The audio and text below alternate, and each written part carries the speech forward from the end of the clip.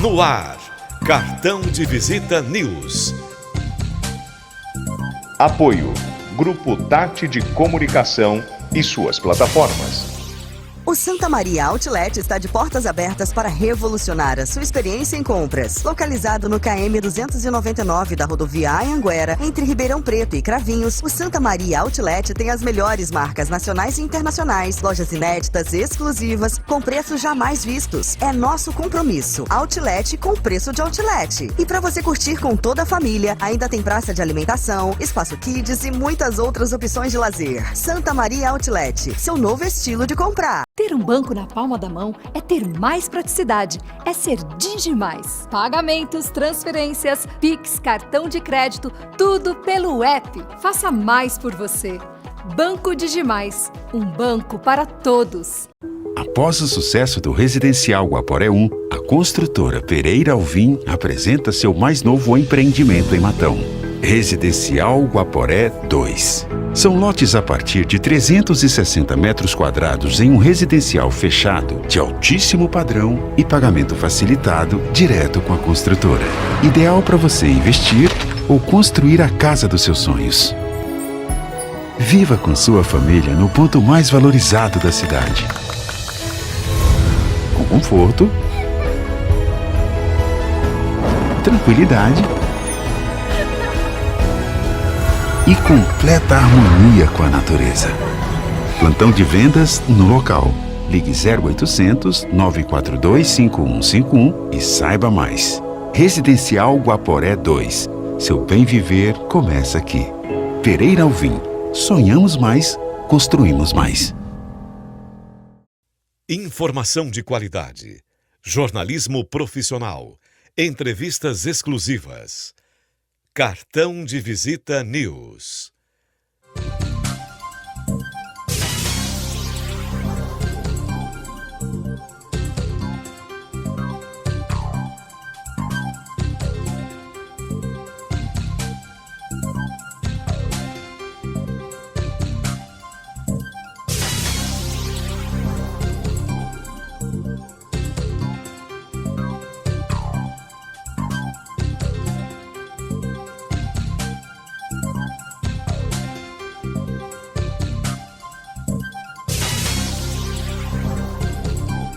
Cartão de Visita News, o seu programa de entrevistas.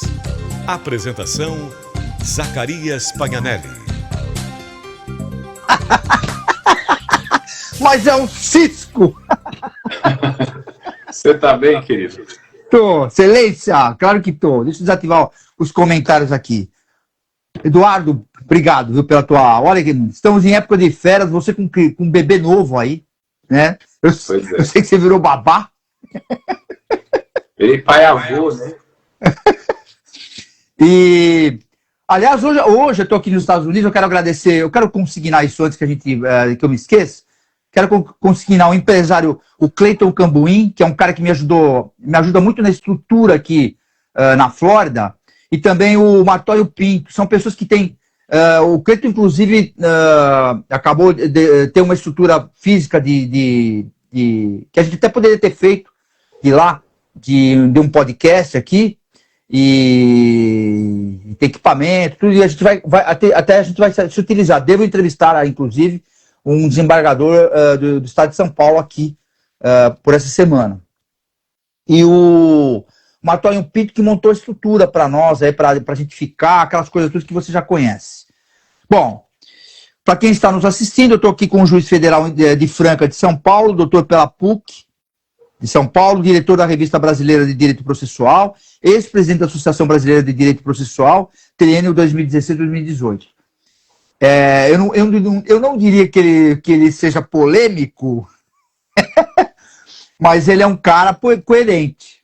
Ele fala o que realmente eu, como jornalista, enxergo também, por não ter lado. Eu acho que o jogo é esse, para as coisas darem certo, porque ter lado é o fim da picada. É isso que está atrapalhando esse celeiro jurídico que nós estamos vivendo, né? Então, eu vou fazer eu tenho algumas perguntas que foram produzidas e eu queria que ele me respondesse. Sem que a gente criasse problema com ninguém, mas estamos no cartão de visita News R7, que será hospedado essa entrevista, estará no IG também, estará no TH+, e também no YouTube, Cartão de Visita News, retransmitido pelo TAP de Comunicação, suas multiplataformas. Doutor Eduardo, que é juiz federal, eu vou fazer a pergunta. O judiciário brasileiro nunca teve tanto poder político quanto hoje? A pergunta é simples, né? Ele tem limites claros, estamos vivendo um momento de poder judicial sem contestação real. Bem, antes de mais nada, eu queria agradecer o convite, Zacarias. É sempre um prazer estar com você e com aqueles que o assistem. Gosto muito do seu programa e já interagimos há algum tempo, né? Desde os tempos de TV Record. Isso não quer dizer que nós estamos lá, hein? Estamos no R7 lá. Isso. E é interessante cada vez que eu participo do seu programa, porque à medida que eu participo, eu vejo o Poder Judiciário assumindo um protagonismo cada vez maior. Eu me lembro que nas primeiras conversas que tivemos, eu afirmava uma certa preocupação com esse crescente protagonismo, que obviamente destoa dos limites que a Constituição de 88 dá ao Poder Judiciário, mas infelizmente de um tempo para cá eu sou obrigado a dizer que esses limites já foram de há muito transpostos. Há quem diga que houve a era do protagonismo do Poder Legislativo, depois houve um protagonismo um tanto exacerbado que gerou as ditaduras do Poder Executivo. Nós tivemos o franquismo, o salazarismo, o nazismo, o fascismo, o comunismo, tudo isso no século XX, e que o século XXI seria uma espécie de era do Poder Judiciário. É óbvio que isso é uma espécie de superstição mística, daqueles que acham que a história caminha para uma desembocadura, né? Não há nada que justifique na Constituição o estado de coisas que hoje existem. O Poder Judiciário tem, não raro, usurpado, essa é a palavra, usurpado função legislativa, cada vez mais tem usurpado função administrativa e, mais especificamente, função governamental, sobretudo quando se intromete em políticas públicas, né? O Poder Judiciário tem rogado a si a tarefa de controlar essas políticas, não só de tentar tornar políticas ineficientes mais eficientes, mas muitas vezes ditar o objeto, o conteúdo, o mérito da política pública. E tudo isso vem acontecendo de maneira cada vez mais contundente. Então é óbvio que isso não é salutar, em primeiro lugar, porque isso fere o texto constitucional. Gostemos ou não, ao menos na sua letra fria, a Constituição instituiu um Estado democrático parlamentar, não um Estado aristocrático de tribunais superiores, que é o que, de alguma maneira, nós temos hoje no Brasil. E isso distorce a democracia, porque, como eu falei, é um Estado aristocrático de juízes, porque juízes não são eleitos. Daí porque não é um Estado democrático. É concursado. Estado aristocrático, não é? Eu ia fazer um comentário com você, o seguinte. Isso há muitos anos atrás, quando você falava em juiz federal, que é o seu caso, que você poderia... não sei como é que é a lei hoje, na realidade, até você gostaria que você explicasse. Eu estava comentando outro dia, lembra daquela história? Porque, um exemplo, que até vem a calhar na questão política. Você está em Franca hoje, você toma uma decisão que seja de mau gosto de alguém que não gostou, naquela época, e os caras te dão um jeitinho político de te remover do local. Isso não existe mais, né? Isso acabou. Desde 88, o juiz tem como uma das suas garantias funcionais a chamada inamovibilidade. Porque inclusive acontecia muito na Polícia Civil, o cara fazia a coisa correta e sempre havia uma interferência política, mandava o cara lá para Bauru, vamos dizer assim, mandava o cara de São Paulo para Bauru, vai para Bauru que você está atrapalhando aqui. Mas eu queria saber o seguinte, quem que controla essas decisões judiciais que passam por políticas públicas hoje? Olha, Zacarias, em primeiro lugar é preciso deixar claro, nada obstante isso seja já uma prática de décadas no Poder Judiciário, uma prática crescente, esse controle judicial de políticas públicas, ele não tem respaldo nem em lei, muito menos na Constituição. E o que já é um problema, porque eu me lembro que essa discussão sobre a possibilidade ou não de juízes sindicarem, controlarem, fiscalizarem políticas públicas, isso foi debatido na Constituinte de 1987.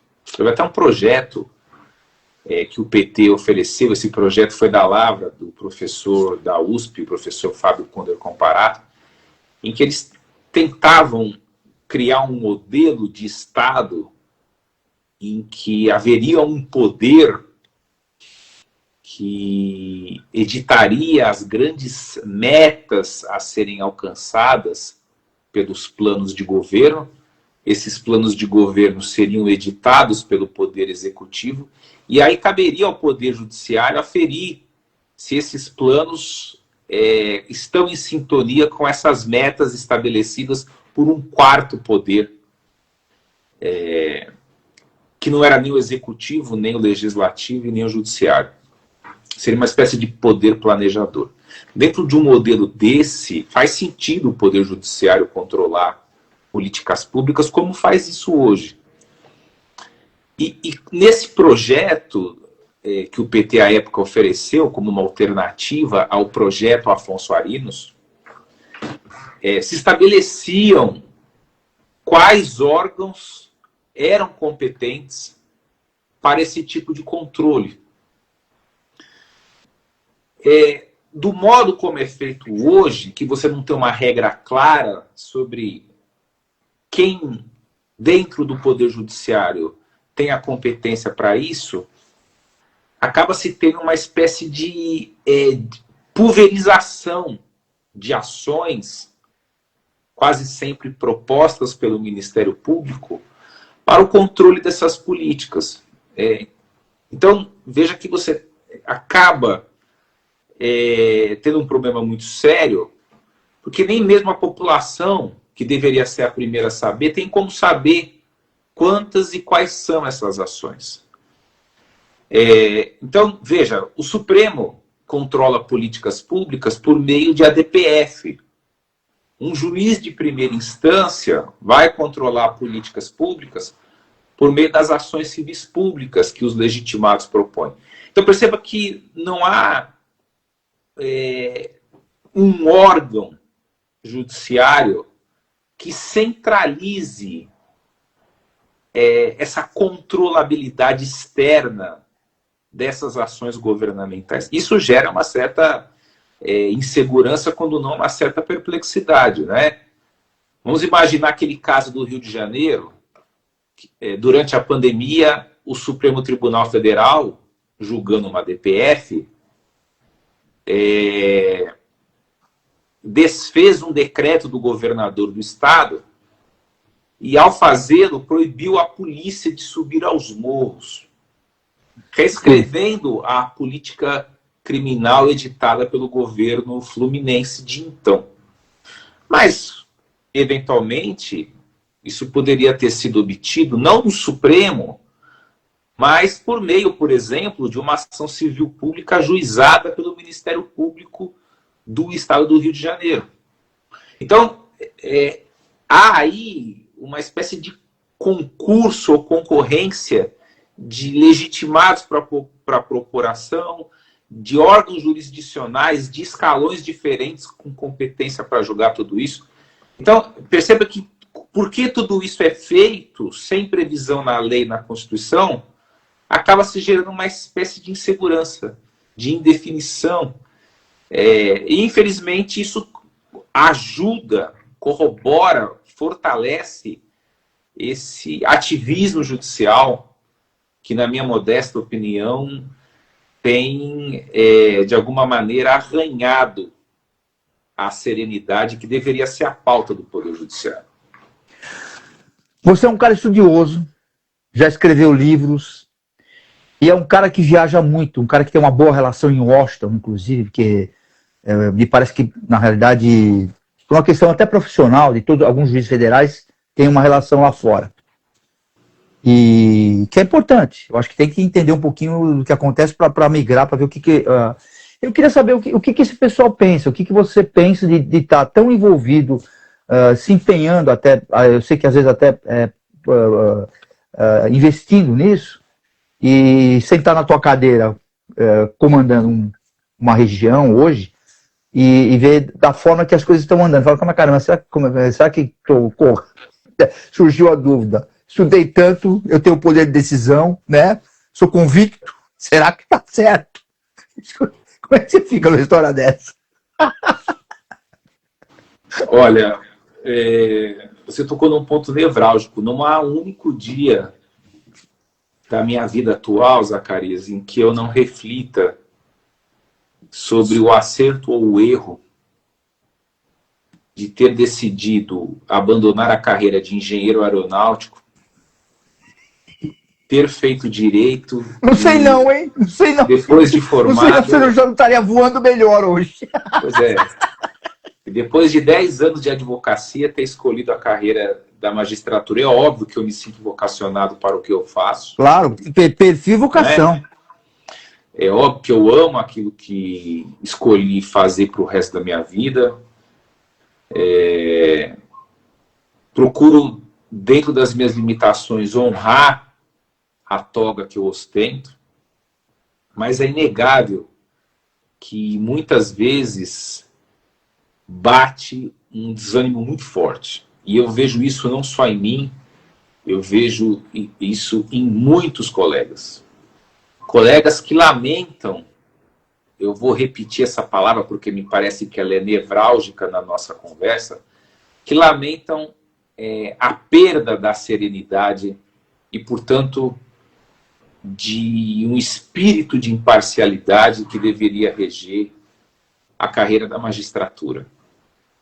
Eu percebo que isso não é só um problema da magistratura, embora nela isso ressoe de maneira bastante forte. Isso é um problema, Zacarias, você começou tocando nesse assunto, isso é um problema do direito de uma maneira geral. Há um professor famoso do Rio Grande do Sul que costuma dizer com absoluta razão que o direito no Brasil virou um fla-flu. Dá medo, hein? E por que virou um fla-flu?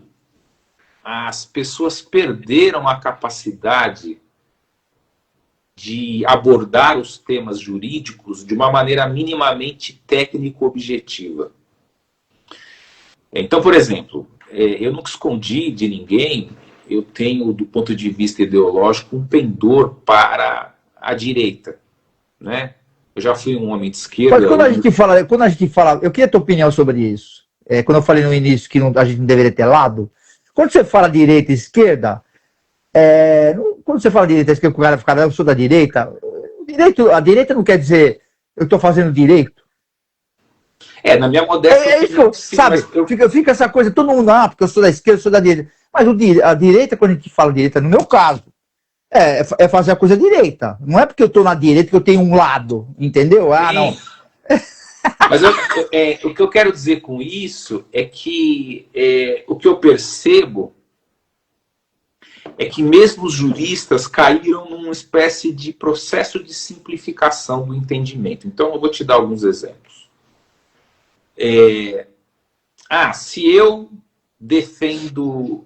Se eu sou de direita, então necessariamente eu defendo Israel. E se eu sou de esquerda, eu necessariamente defendo o Hamas. Se eu sou de direita, eu defendo a recente atitude tomada pelo presidente norte-americano Donald Trump. E se eu sou de esquerda, eu necessariamente abomino o que ele fez e invoco em favor do presidente sequestrado a soberania do Estado venezuelano. Então, veja que abraçar uma ideologia acaba simplificando realidades que são altamente complexas. Eu, por exemplo, me debruço sobre a questão palestina há pelo menos 2 décadas e te confesso que tenho uma enorme dificuldade de tomar de maneira muito simplista qualquer um dos lados. E mesmo me vendo como alguém com pendor mais direitista, vejo inúmeros problemas na atitude tomada pelos Estados Unidos recentemente. Problemas de cunho jurídico. Nada obstante, fique feliz com essa renovação de esperança pelo sofrido povo venezuelano. Né? Ninguém aqui está a referendar as atrocidades cometidas pelo movimento chavista e por essa nefasta ideologia bolivariana que faz do que está fazendo naquele pobre país. Mas é óbvio que, do ponto de vista jurídico, é muito complicado sustentar, pelo menos à luz do direito internacional público, o que foi feito. Sem embargo, eu vejo, por exemplo, alguns colegas de pendor mais liberal ou conservador fazendo estica e puxa, verdadeiras piruetas interpretativas para tentar justificar coisas injustificáveis. Então, acho que é preciso... essa é uma questão urgente no direito. Nós precisamos romper essa lógica ideológica de fla-flu e tentar alguma autocontenção nas nossas análises para devolver a elas um mínimo de objetividade, que se perdeu. Não é? É muito difícil a autocontenção, nós sabemos disso. Não é fácil você refrear as suas preferências ideológicas, os seus medos, os seus traumas, os seus desejos, os seus anseios. Não é fácil. Ninguém é bacteriologicamente ascético. Mas não se faz ciência a sério sem objetividade. Não há objetividade mínima sem alguma capacidade de autocontenção. E, infelizmente, nos tempos em que nós vivemos, essa capacidade de autocontenção e, portanto, de imparcialidade foi totalmente abandonada. Você é jornalista, você sabe disso melhor do que ninguém. Né? Nós temos hoje um cancro que é o chamado jornalismo engajado, que é tão cancerígeno quanto o jurista engajado. A comunicação está muito aberta, eu sempre faço esse comentário. E isso até como antes, quando não existia rede social e tal, algumas coisas existia uma política uma política que algumas coisas você não poderia comentar porque você acaba de uma forma ou de outra induzindo. Agora, você induzir ou você fazer um comentário sabendo que por detrás disso existe um interesse próprio do próprio veículo, isso é muito complicado. E eu também queria te perguntar o seguinte, você comentando sobre isso, no seu caso, são pessoas concursadas, chegaram no nível do ápice do direito e tal, e o que você tem a comentar, sem entrar no mérito político, nem de gestão de política, esses crimes federais que estão acontecendo, que ninguém vê isso, que envolve a área de vocês, inclusive? Pois é. Informação de qualidade. Jornalismo profissional. Entrevistas exclusivas. Cartão de Visita News. O Santa Maria Outlet está de portas abertas para revolucionar a sua experiência em compras. Localizado no KM 299 da rodovia Anhanguera, entre Ribeirão Preto e Cravinhos, o Santa Maria Outlet tem as melhores marcas nacionais e internacionais, lojas inéditas e exclusivas, com preços jamais vistos. É nosso compromisso. Outlet com preço de outlet. E para você curtir com toda a família, ainda tem praça de alimentação, espaço kids e muitas outras opções de lazer. Santa Maria Outlet, seu novo estilo de comprar. Ter um banco na palma da mão é ter mais praticidade, é ser Digimais. Pagamentos, transferências, Pix, cartão de crédito, tudo pelo app. Faça mais por você. Banco Digimais, um banco para todos. Após o sucesso do Residencial Guaporé 1, a construtora Pereira Alvim apresenta seu mais novo empreendimento em Matão. Residencial Guaporé 2. São lotes a partir de 360 metros quadrados em um residencial fechado, de altíssimo padrão e pagamento facilitado direto com a construtora. Ideal para você investir ou construir a casa dos seus sonhos. Viva com sua família no ponto mais valorizado da cidade. Com conforto, tranquilidade e completa harmonia com a natureza. Plantão de vendas no local. Ligue 0800 942 5151 e saiba mais. Residencial Guaporé 2. Seu bem viver começa aqui. Pereira Alvim. Sonhamos mais, construímos mais. Informação de qualidade. Jornalismo profissional. Entrevistas exclusivas. Cartão de Visita News. Então, não queria nem entrar nesse lugar, não é meu perfil, o editorial institucional, mas eu vejo uma preocupação, assim, se eu estivesse no seu lugar, eu falo, puta, mas será que amanhã os caras vão pagar meu salário? Estou preocupado, entendeu? É todo mundo, né? Meu pai foi do Estado, minha mãe, meu avô, meu avô fez o Brasil do Estado, era calígrafo. Então, meu pai, será que esse mês os caras vão me pagar? Porque é preocupante o que está acontecendo. Os crimes federais que é um absurdo.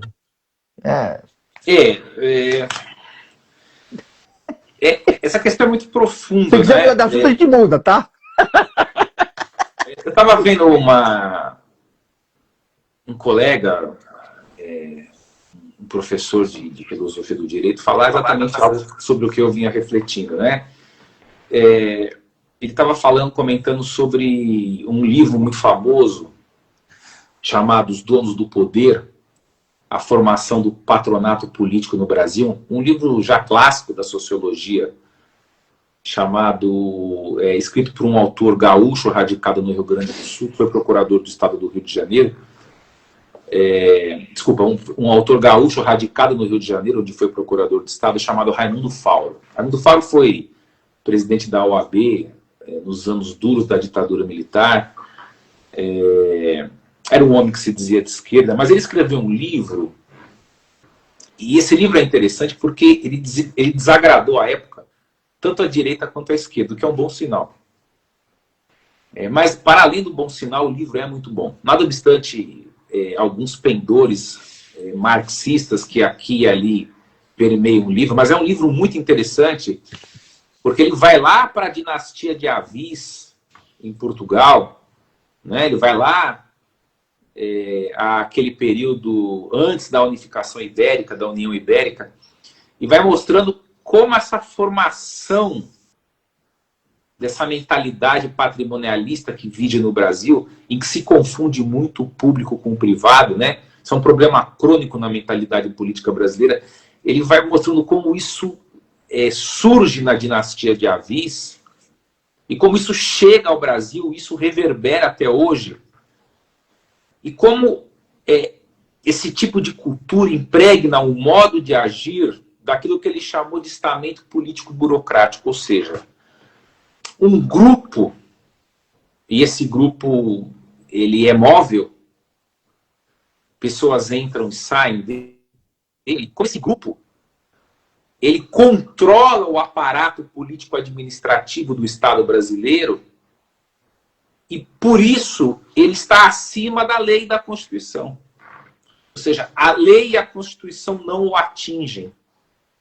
E isso foi desde sempre, desde quando o Brasil se entende por gente, com o perdão da metáfora. É um pouco isso que está acontecendo, né? O que a gente está assistindo, só que em letras garrafais, de maneira gritante, explícita, é o estamento político-burocrático, ou seja, os donos do poder protegendo-se. As imputações criminais não os atingem. A força da lei não os atrai, não os aplaca. Então, isso foi sempre assim.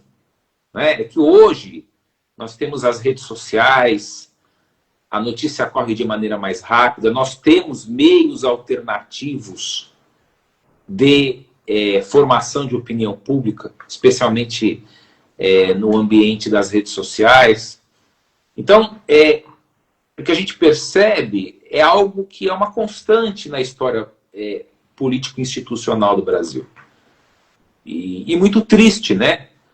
Porque o Raimundo Fauro, quando escreve o seu livro, ele vai desde a dinastia de Avis. A dinastia de Avis começa com Dom João I, o mestre de Avis, e termina com Dom Fernando I. Ele vai mostrando desde aí até e ele termina a sua análise na ditadura de Getúlio Vargas. Mas ele termina o livro de uma maneira muito triste, melancólica, pessimista, mostrando que é muito difícil que isso vá mudar. Porque na história das mentalidades, é como se a história tivesse vários níveis. E o nível em que a história se movimenta de maneira mais lenta é o nível das mentalidades. E essa mentalidade que vem desde o Portugal medieval, ela dita até o século XXI a lógica da movimentação política no Brasil. Então, assim, não há nada de novo. Mudam-se os atores, mudam-se as cifras, mudam-se os tipos penais impunes, mas a lógica se mantém. Se fala muito na área do direito a questão da jurisprudência. E são decisões que são tomadas e acabam, em algum momento, isso tecnicamente você pode explicar melhor, acaba virando lei. Você não acha que estão criando muita jurisprudência? Eu quero dizer assim... Estão legislando. Então está se mudando tudo, quer dizer, então o que a gente aprendeu na faculdade, que não se falava nisso, mudou tudo. Então, assim, vai ser um tal de juntada de decisões e tal, e entre essa questão política. E eu queria aproveitar esse comentário, e você também pode falar o seu entendimento.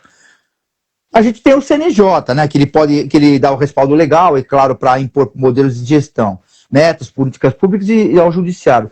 Sobre o argumento da eficiência, o que é? Me explica, porque eles não teriam que fiscalizar algumas coisas que teriam, que seriam, eu não diria abusivas, mas algumas decisões que seriam fora do contexto?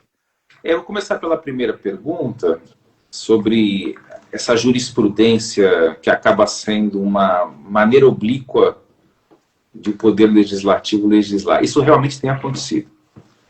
O que a gente tem observado, especialmente desde o Código de Processo Civil de 2015, que instituiu os chamados precedentes obrigatórios, né? De ordinário, precedentes dos tribunais superiores. O que a gente percebe é o seguinte, as coisas têm se passado, Zacarias, como se a lei, eu vou usar aqui algumas analogias, como se a lei fosse um produto semi-elaborado.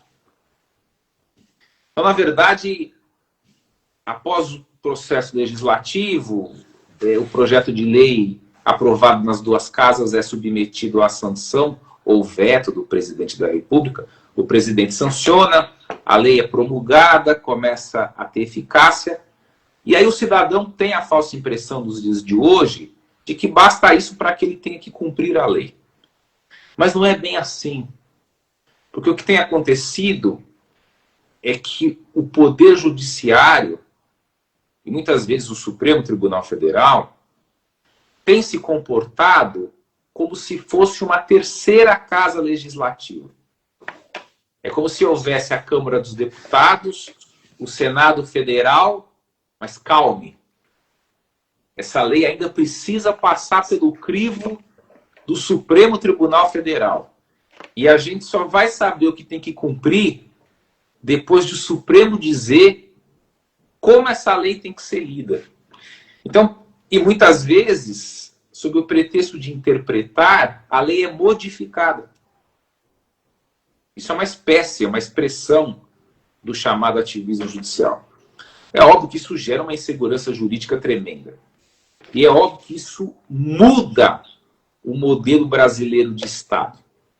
E repito, nós deixamos de ter um Estado democrático parlamentar e passamos a ter um Estado de jurisdição constitucional. Um Estado aristocrático de juízes de tribunais superiores. O CNJ, que é um órgão que integra a estrutura do Poder Judiciário, ele basicamente ele surge com a emenda constitucional número 45.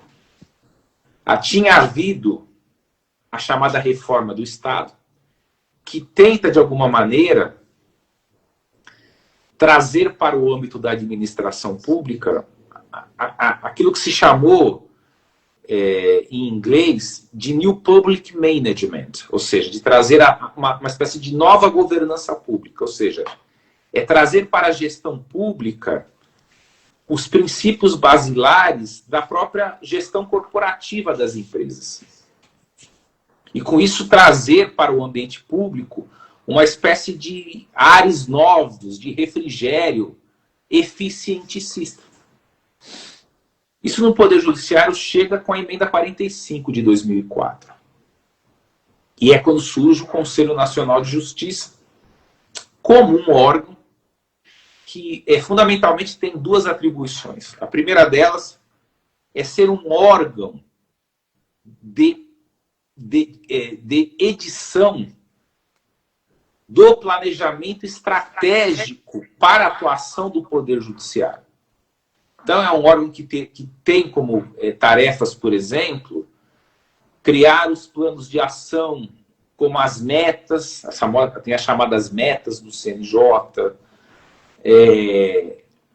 que tem como função a padronização de procedimentos comuns a todos os ramos do Poder Judiciário, mas sempre na esfera administrativa.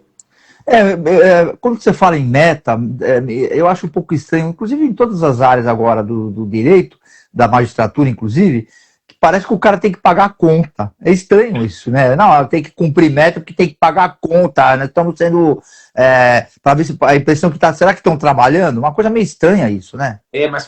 Mas essa é a realidade. E um segundo, então, e aí vem o que você falou, né? Vem essa cultura eficienticista. Então, hoje, a maioria das pessoas não tem essa noção.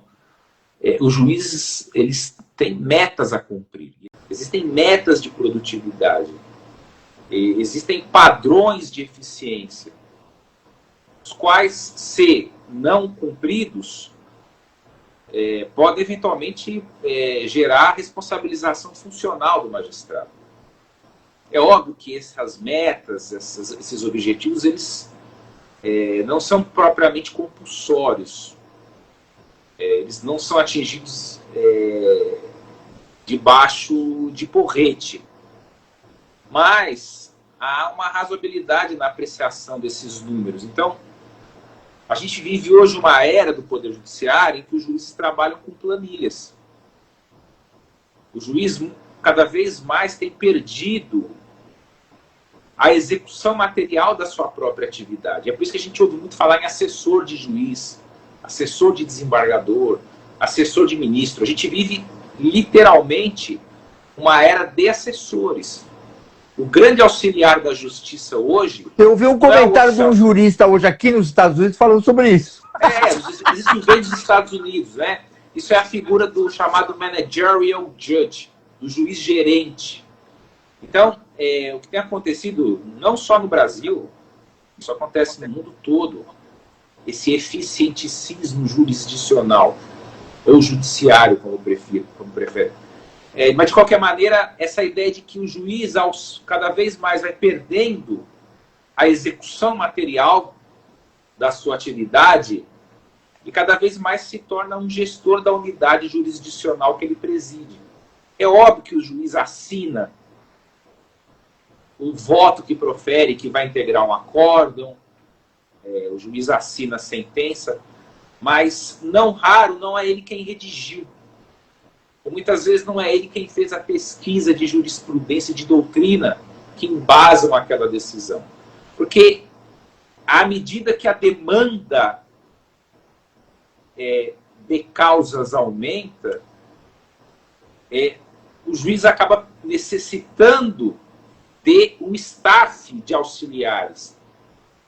Por exemplo, em alguns meses lá, eu sou presidente do Juizado Especial Federal Civil de Franca, no interior do estado de São Paulo. Há meses em que eu recebi de 800 a 1.000 petições iniciais novas por mês. Então, assim, para eu não engordar, para que a unidade não exploda, é desejável que eu, naquele mês, também profira algo em torno de 800 a 1.000 sentenças. Só que eu tenho que fazer, às vezes, 10, 15, 16 audiências por dia. Eu tenho que receber advogado, tirar dúvida de servidor, orientar estagiário. Preciso tomar um café, preciso tomar uma água. É óbvio que eu não vou conseguir proferir sozinho 1.000 sentenças por mês. Deixa eu perguntar uma coisa relacionada a isso, desse volume que vocês acabam recebendo. Você acha que com todo esse celeiro, como a gente também comentando, esse celeiro jurídico, que muitas coisas que pessoas que deveriam até comentar alguma coisa que não comentam, hoje estão meio neutros, né? Você acha que isso também, com tudo e com todos, está estimulando muitos processos aleatoriamente? Que seria uma questão de sobrevivência? Olha, o Brasil ele tem uma propensão, eu vou usar aqui uma palavra jocosa, o Brasil tem quase uma propensão criminógena a produzir processos, né? É impressionante, assim, o grau de litigiosidade do Brasil. Isso tem vários fatores, Zacarias, vários fatores.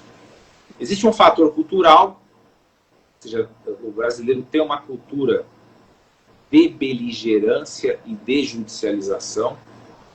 Existe um problema de insegurança jurídica. Por quê? Porque nós temos muitas vezes uma jurisprudência que claudica, que não se define. Existe muita alteração de entendimento nos tribunais brasileiros. Então, o que o advogado pensa? Ele fala assim, eu vou propor uma ação, mas vou perder, poderia ele pensar, vou perder porque a jurisprudência é no sentido contrário à pretensão do meu cliente. Mas aí ele pensa, como a jurisprudência no Brasil muda muito, vai que no curso do processo há uma viravolta. Então, ao invés de estimular a desistência de ações que muitas vezes estariam fadadas ao insucesso, o advogado, de maneira prudente, mantém o ajuizamento. E outras coisas também, né? Nós temos uma administração pública que tem uma cultura de não, ou tem, às vezes, uma cultura arbitrária. Se você olhar, por exemplo, os grandes litigantes do Brasil, são entidades públicas federais, né? O INSS, o Fisco Federal, né? Por meio da Procuradoria da Fazenda Nacional ou da Receita Federal. Nós temos a Caixa Econômica Federal. O INSS, por exemplo, é um grande produtor de causas, né? Porque fala muito não. Fala muito não indevido. Então, nós temos também essa cultura de não da administração pública. Enfim, essa avalanche de processos que existe no Brasil, ela é multifatorial, né? Não dá para atribuir. Mas ela é, no Brasil, algo muito dramático, né? E muito particular do judiciário brasileiro. Eu tenho um monte de coisa para lhe perguntar, não vai dar tempo. Obviamente, nós já estamos aqui estourando. E eu gostaria até de consignar também que a gente fazer uma próxima, aí daqui um mesinho, a gente fazer de novo, porque você é uma pessoa muito tranquila para responder, coerente, com uma elegância fora do comum. Eu queria fazer uma pergunta, que é uma coisa que está muito no momento hoje, para que você fosse bem breve nessa resposta. O que você acha? Eu já tenho minha opinião formada sobre isso, mas eu gostaria que você que está no dia a dia com todo esse tipo de situação poderia... O que você... Qual o seu entendimento sobre liberdade de expressão? Zacarias, na minha modesta opinião, esse problema já estava resolvido, por exemplo, com a lei de imprensa. É interessante essa pergunta. Eu me lembro de ter, durante a minha formação no Largo São Francisco, nos anos 90, eu praticamente atravessei os anos 90, porque os caras, quando falam Largo São Francisco, todo mundo fica inchado, né? amigo de turma. Eu já cansei de ouvir isso no meio. Pois é. Eu entrei em 93 na faculdade de Direito e saí em 97. E eu me lembro que isso não era um problema. Não havia grandes debates sobre isso. Porque isso, bem ou mal, era um problema já resolvido. Isso estava muito bem resolvido na lei de imprensa. A lei de imprensa tinha lá os seus problemas. É uma lei que remonta à ditadura militar.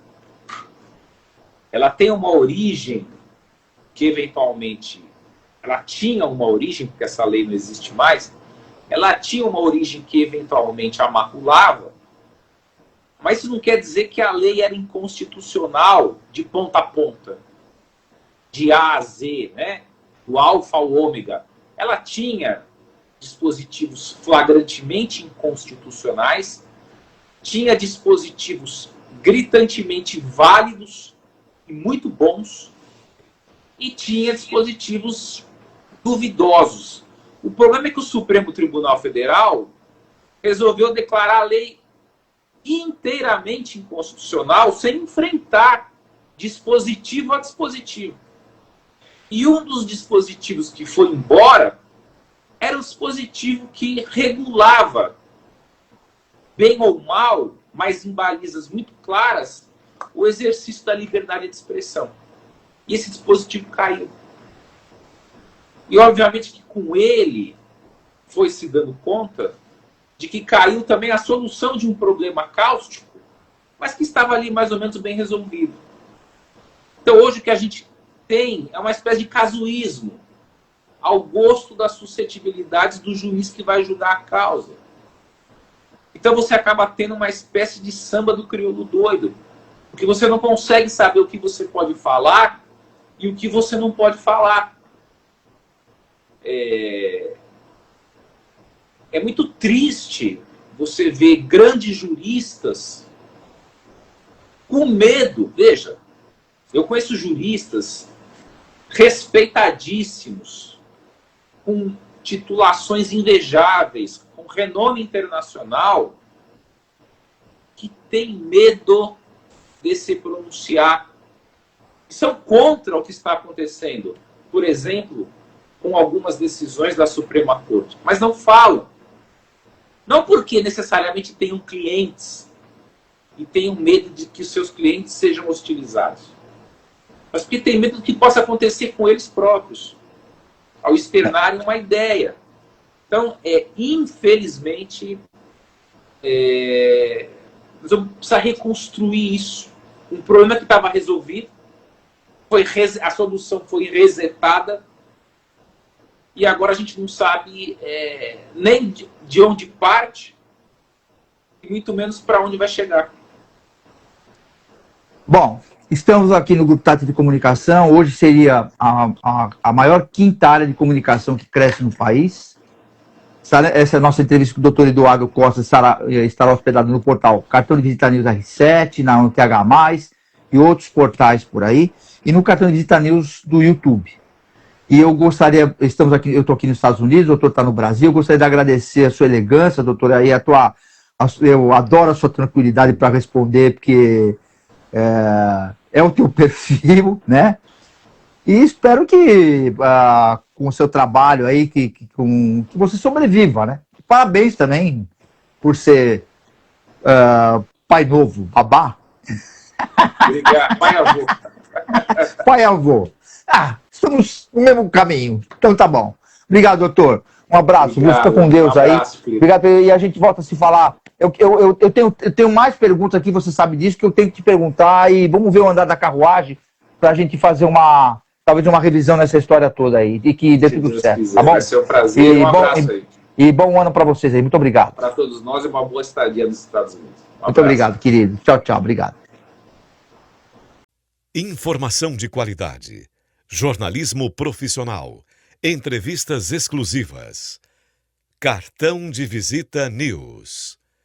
O Santa Maria Outlet está de portas abertas para revolucionar a sua experiência em compras. Localizado no KM 299 da rodovia Anhanguera, entre Ribeirão Preto e Cravinhos, o Santa Maria Outlet tem as melhores marcas nacionais e internacionais, lojas inéditas e exclusivas, com preços jamais vistos. É nosso compromisso. Outlet com preço de outlet. E para você curtir com toda a família, ainda tem praça de alimentação, espaço kids e muitas outras opções de lazer. Santa Maria Outlet, seu novo estilo de comprar. Ter um banco na palma da mão é ter mais praticidade, é ser Digimais. Pagamentos, transferências, Pix, cartão de crédito, tudo pelo app. Faça mais por você. Banco Digimais, um banco para todos. Após o sucesso do Residencial Guaporé 1, a construtora Pereira Alvim apresenta seu mais novo empreendimento em Matão. Residencial Guaporé 2. São lotes a partir de 360 metros quadrados em um residencial fechado, de altíssimo padrão e pagamento facilitado direto com a construtora. Ideal para você investir ou construir a casa dos seus sonhos. Viva com sua família no ponto mais valorizado da cidade. Com conforto, tranquilidade e completa harmonia com a natureza. Plantão de vendas no local. Ligue 0800 942 5151 e saiba mais. Residencial Guaporé 2. Seu bem viver começa aqui. Pereira Alvim. Sonhamos mais, construímos mais. Informação de qualidade. Jornalismo profissional. Entrevistas exclusivas. Cartão de Visita News.